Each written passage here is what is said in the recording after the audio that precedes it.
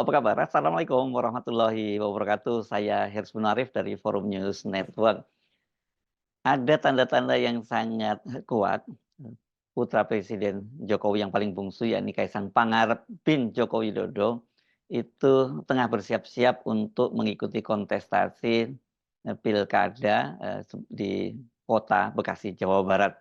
Memang ini bukan Kaisang Pangarep, bukan juga PSI yang mengusulkan ini, yang mengajukan pendaftaran untuk Kaisang ini. Ini yang mengajukan pendaftaran adalah relawan nasional Prabowo Gibran, disebut sebagai PAGI. Ini Richard Effendi Siregar, namanya, ketuanya itu. Dia sudah mengambil formulir pendaftaran untuk pengajuan Kaisang Pangarep sebagai calon wali kota Bekasi. Dan menariknya ini, dia mengambil formulirnya itu di Partai Kebangkitan Bangsa. Partai Kebangkitan Bangsa ini kan sebentar lagi akan segera bergabung menjadi salah satu pendukung dari koalisi 02, yakni Prabowo Gibran. Kendati sampai sekarang Muhaimin Iskandar masih tetap menyatakan dia tetap berjalan di jalan perubahan. Nah, ini tentu saja sangat menarik. Kenapa kemudian Kaisang itu didaftarkan lewat PKB? Karena kalau kita lihat ternyata PSI itu sendiri kan sesungguhnya pada pemilu kali ini berhasil menempatkan calonnya atau wakil-wakilnya di kota Bekasi. Dan ini untuk yang pertama kalinya PSI masuk. Cuma ini memang kursinya hanya 2 PSI itu. Dan sementara syaratnya untuk maju menjadi wali kota Bekasi itu setidaknya harus diusung oleh partai atau gabungan partai yang memiliki jumlah kursi di DPRD Bekasi minimal 10 kursi. Jadi ya artinya memang PSI tidak cukup. Dan kalau ditambah dengan PKB pun, karena PKB ini juga pada pemilu kali ini mendapatkan suara yang cukup signifikan, naik cukup tinggi ya suaranya di DPRD Bekasi, dari semula hanya 1 kursi pada pemilu 2019 sekarang menjadi 5 kursi. Jadi jumlahnya itu kalau digabungkan di PKB dengan PSI itu total menjadi 7 kursi. Masih belum cukup ya. Nah, bagaimana, apakah ini memang maunya Kaisang atau maunya Jokowi? Nah, kalau menurut keterangan dari Richard Siregar tadi itu, bahwa mereka ini belum berkomunikasi dengan Kaisang. Jadi ini kata dia merupakan inisiatif dari para relawan, karena kata dia berdasarkan dari sosialisasi yang mereka lakukan itu banyak sekali muncul aspirasi dari warga Bekasi, kata dia, yang menginginkan adanya perubahan untuk pembangunan kota di Bekasi. Ini Anda jangan, apakah kemudian karena soal perubahan itu kemudian mereka memilih dengan PKB, karena PKB walaupun bergabung dengan Prabowo Gibran katanya masih tetap mengusung perubahan. Saya kira ini konteksnya perubahan, bukan perubahan secara nasional.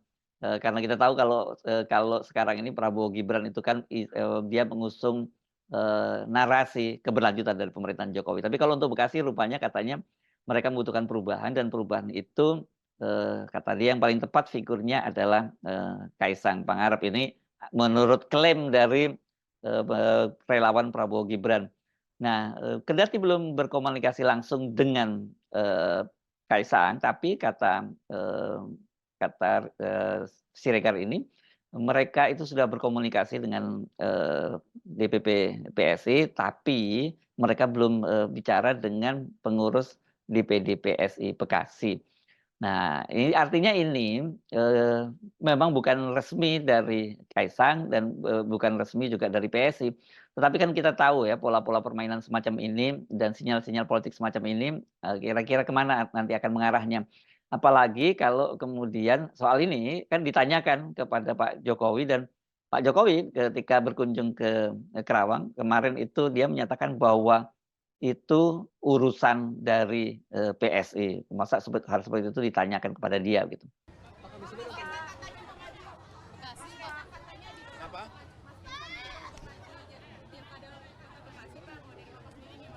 Tanyakan ke partai, ke PSI. Tanyakan ke PSI. Tapi merestui nggak, Pak? Itu urusan partai. Kalau Kapolda Jateng dikasih restu apa Bapak? Apanya?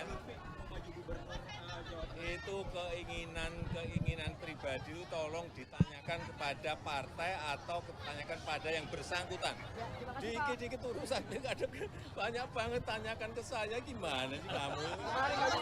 Nah tadi, Pak Jokowi jelas menyatakan bahwa jangan tanyakan pada dia masa semua urusan pilkada tadi karena wartawan juga menanyakan soal pilkada di Jawa Tengah ya, karena katanya Kapolda Jawa Tengah itu akan maju pada pilkada. Dia menyarankan tanya yang bersangkutan, kalau sementara soal Kaisang tanya ke PSI, itu kata Pak Jokowi. Apakah pernyataan Pak Jokowi ini, menunjukkan bahwa dia tidak mau tahu-menahu, dia tidak mau tahu maksud saya, atau dia tidak mau cawe-cawe dalam soal, pilkada, di Bekasi yang katanya ini diinginkan diikuti oleh Kaisang? Saya kira kalau kita yang memahami retorika Pak Jokowi, ya kita mesti menyatakan bahwa kita mesti ngartikan sebaliknya. Artinya kalau itu disebutkan tadi urusannya PSI, itu berarti urusannya Pak Jokowi. Jadi, ya menurut saya Anda semua warga Bekasi yang anti politik dinasti mesti bersiap-siap ini, karena sangat mungkin Anda itu nanti akan mendapat wali kota yang bernama Kaisang. Sama seperti kita banyak juga yang sekarang orang Indonesia kan harus tidak mau menerima realitas bahwa, wakil presidennya di Indonesia itu tahun 2024 sampai 2029 yang bernama adalah Gibran Rakabuming bin Joko Widodo juga. Jadi artinya kalau kemudian Pak Jokowi membantah bukan berarti case close, berarti, Kaisang itu tidak akan maju. Kita tunggu karena ini kan, ada batas waktu untuk pengambilan formulir karena, seperti dikatakan oleh, eee, pengurus DPD, PKB untuk, Bekasi itu bukan hanya Kaisang yang mengambil formulir permohonan, itu ada beberapa, calon, kalau tidak salah tadi disebutnya 5, tapi yang sudah pasti mengembalikan itu 3 dan sekarang itu Kaisang itu tunggu, secara resmi mengembalikan formulirnya. Ini kan, kalau Kaisang untuk menjadi wali kota itu ini bukan hal yang baru, kan dulu sebelumnya itu bahkan Kaisang itu digadang-gadang akan maju pada pilkada, di Depok gitu ya, dan pada waktu itu sangat serius langkahnya, malah sudah sampai ada pembentukan tim ses, kemudian balihonya juga sudah dipasang, di sudut-sudut kota, Depok. Tapi kalau Bekasi ini belum gitu ya. Nah, mari kita hitung kalkulasinya untuk berdasarkan perolehan, suara atau berdasarkan peta pada pemilu legislatif, yang baru berlangsung kemarin ya. Kalau kita lihat hasil dari, perolehan, suara dan perolehan kursi, Bekasi ini, sama seperti Depok, meskipun tidak sekuat Depok, tapi di sini yang menguasai perolehan kursi, di DPRD Kota Bekasi pada, Pileg 2024 itu, ternyata PKS itu masih tetap berjaya ya. PKS, itu bersama PDIP tetap dan juga Golkar dan Gerindra ini menjadi 4 partai besar, di Pileg, Kota Bekasi. Hanya saja suara, partai-partai itu mengalami penurunan. Sementara yang cukup naik signifikan PKB dan, kemudian PSI juga untuk pertama kalinya masuk di DPRD Kota Bekasi. Nah, PKS pada, kali ini, jumlah kursinya turun ini ya, sama seperti PDIP ya, mereka turun. Kalau pada pemilu 2019 itu, PKS bersama dengan PDIP itu sama-sama memperoleh, 12 kursi ya, dan, PKS pada waktu itu menggeser, perolehan kursi dari, PDIP. Nah, kemudian pada tahun ini, pada pemilu legislatif ini mereka, sama-sama turun. Ya, PKS turun menjadi 11 kursi, sementara PDIP lumayan nih turunnya dari 12 kursi menjadi 9 kursi. Dan, dari sisi, perolehan suara itu yang berada di urutan ketiga itu adalah Golkar dan kemudian diikuti oleh Gerindra. Tetapi kalau dari perolehan, kursinya itu Gerindra tetap di peringkat ketiga dengan memperoleh 9 kursi dan Golkar itu, 8 kursi. Nah ini mari dengan, cara seperti ini kita berhitung ya. Saya tadi menyebut untuk mengusung menjadi wali kota itu partai politik atau gabungan partai politik minimal harus punya 10 kursi. Ya karena total, kursi di, Bekasi ini, di kota Bekasi ini 50 kursi. Jadi, yang bisa mengusung, sendirian calon wali kotanya itu satu-satunya partai adalah PKS karena dia mempunyai 11 kursi, jadi lebih dari 1 kursi. Sementara PDIP karena punya 9 kursi, dia itu, kurang 1 kursi, jadi dia harus berkoalisi. Nah, mari kita hitung kalau dengan dasar seperti tadi itu ya, dasarnya adalah, peta nasional, di mana sekarang ini PKS dan, PDIP itu diperkirakan itu akan menjadi partai oposisi. Itu yang terjadi ya, dan rasanya nggak mungkin PKS itu juga menyerahkan tiketnya ke, Kaisang misalnya, walaupun di tingkat nasional sekarang ini kelihatannya ada sinyal-sinyal dari, Partai Gerindra untuk juga menarik, PKS ke koalisi 02 setelah ada tanda-tanda mereka, gagal untuk menarik, PDIP. Jadi artinya apa? Artinya kalau kita lihat petanya, setidaknya peta oposisi itu yang kita kita kelompokkan seperti itu ya, PKS dan PDIP, itu sudah menguasai 20, kursi di, eee, DPRD Bekasi ya. Artinya kalau dari 50, kursi berarti 40% itu, dikuasai oleh oposisi. Belum lagi kalau, kita masukkan misalnya, Nasdem dan juga PKB itu tetap berada di kubu oposisi, maka sebenarnya kubu oposisi itu lebih kuat di Bekasi ya. Dan kalau berdasarkan hasil, pileg kemarin itu daftar pemilih tetapnya di Bekasi itu, sebanyak 1,8 juta orang. Jadi di sini ini kalau siapapun yang akan, maju menjadi wali kota, ya dia harus memperebutkan, suara mayoritas dari 1,8 juta tadi.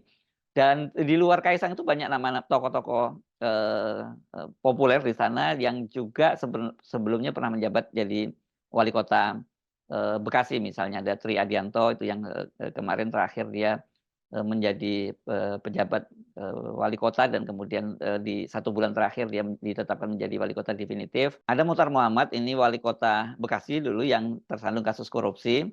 Dan, 2 orang ini, Tri Adianto dan Muchtar Muhammad ini berebut tiket PDIP karena, Tri Adianto mengambil tiket di, PDIP, Bekasi, sementara Muchtar Muhammad mengambil tiketnya itu melalui, DPD 1 Bekasi di, Bandung ya, ini Jawa Barat karena dia DPD 1 Jawa Barat. Tapi kemungkinan besar kalau menurut suara dari, DPD Bekasi itu menginginkan agar Tri Adianto yang diutamakan sebagai kader sendiri untuk maju pada pilkada, wali kota Bekasi, pada, tahun 2024 ini, pilkada serentak. Nah, mereka-mereka ini nanti akan bersaing kalau Gibran jadi maju itu, ya akan menjadi saingan, berat buat Kaisang gitu. Nah, bagaimana peluangnya Kaisang? Tentu sekarang ini yang paling penting buat Kaisang adalah mendapatkan tiket dulu ya. Tadi katakanlah kalau, dia berhasil mendapatkan tiket dari, PKB itu 5 kursi dan, PSI sendiri punya 2 kursi seperti saya sebut tadi, artinya mereka masih punya atau Kaisang ini, masih membutuhkan 3 kursi lagi ya kalau untuk, maju pada, pilkada Bekasi. Nah, bagaimana dengan karakteristik pemilihnya? Ya, seperti saya sebutkan tadi, kalau melihat karakteristik pemilihnya, Kota Bekasi ini dikuasai oleh PKS dan dan kemudian di urutan kedua itu adalah PDIP. Jadi dua-duanya itu sebenarnya oposisi terhadap Jokowi kita sebutnya. Kalau pemerintahan Prabowo Gibran ini kan, baik PKS maupun PDIP ini masih wait and see ini ya. Tetapi kalau dalam urusannya dengan, eee, Jokowi, PDIP firm, pasti dia akan mendukung, Kaisang. Sementara PKS dengan memiliki 11 kursi, saya kira mereka juga pasti berkepentingan untuk mengajukan, calon dari kadernya sendiri. Nah, itu petanya. Tapi bagaimana peluangnya Kaisang? Kita perlu catat bahwa pada pilkada 2024 yang akan dilaksanakan secara serentak pada tanggal 27 November itu Jokowi tidak lagi menjadi presiden. Ini kan sebenarnya, Jokowi tadinya berusaha agar pilkada serentak itu dimajukan pada bulan September. Artinya kalau bulan September dia masih menjadi presiden, masih bisa cawe-cawe gitu. Tetapi kalau tetap sebagaimana ditetapkan oleh, Mahkamah Konstitusi tetap tanggal 27 November seperti rencana semula, itu artinya Jokowi sudah tidak jadi presiden karena dia akan dimisioner pada, tanggal 20 Oktober ya. Jadi, 1 bulan sebelumnya. Dari sisi ini memang, peluang Jokowi untuk cawe-cawe itu berkurang. Saya tidak menyebutnya, tidak punya peluang lagi karena bagaimanapun kan dia sekarang ini masih punya kepanjangan tangan melalui Gibran di sebagai wakil presiden dan Prabowo yang sejak awal dan sampai terakhir ini berkali-kali menyatakan bahwa dia akan meneruskan semua program-program pemerintahan Jokowi dan Pak Jokowi juga masih, punya menteri-menteri yang akan ditempatkan di kabinetnya Prabowo Gibran. Dan apalagi kan kemudian ini masa efektif dari, Prabowo menjadi presiden itu kan baru ya 1 bulan lebih begitu. Jadi sangat mungkin bahwa Pak Jokowi masih, punya pengaruh yang besar, terhadap Prabowo dan juga bisa tetap cawe-cawe, sebagai mantan, presiden dan yang masih punya akses pada kekuasaan, di, pemerintahnya Prabowo Gibran. Jadi jangan dianggap remeh, peluangnya, Kaisang di mana, di Bekasi. Apalagi kemudian sebagai anak presiden tentu pasti sumber daya keuangan dari, Kaisang ini sangat kuat ya. Dan kalau kemudian katakanlah main model-model bansos, tapi dalam hal ini misalnya money politik sekarang bentuknya, dengan hanya DPT atau daftar pemilih tetap itu 1,8, katakanlah nanti yang ikut partisipasinya itu sekitar 60 atau 70% itu sangat tinggi.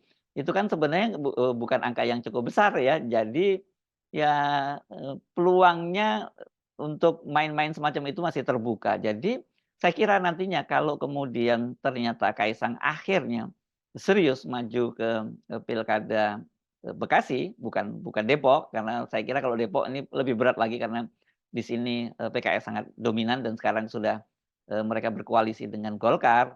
Ya, nah makanya saya kira PDIP itu merupakan salah satu, alternatif pilihan yang menarik buat Kaisang dan Pak Jokowi kalau ingin tetap melanggengkan kekuasaannya. Apalagi kalau kemudian nantinya aglomerasi terbentuk, itu kan Bekasi ini termasuk wilayah, yang bagian dari Greater Jakarta, yakni, wilayah aglomerasi yang terdiri dari Jakarta, Bogor, Bekasi, Depok, Tangerang, dan Cianjur. Jadi ini, tidak jauh dari kekuasaan abangnya yang tadinya sebenarnya dipersiapkan untuk menjadi penguasa aglomerasi, tapi kemudian oleh DPR dipotong karena kewenangan untuk menentukan siapa yang berkuasa di kawasan aglomerasi ini atau Greater Jakarta itu sekarang menjadi kewenangan dari presiden. Tapi tetap saja kalau kemudian Kaisang itu, bisa merebut kursi, wali kota, Bekasi, ini posisinya sangat strategis karena sangat dekat dengan Jakarta. Jadi, sekali lagi buat Anda yang, anti dengan, politik dinasti, Anda mesti bersiap-siap ya. Ini jangan dianggap enteng, Kaisang walaupun dia sudah bukan jadi putra presiden, tetapi kan dia tetap adik dari wakil presiden. Saya Subnu Arif dari Forum News Network, sampai jumpa lagi. Wassalamualaikum warahmatullahi wabarakatuh.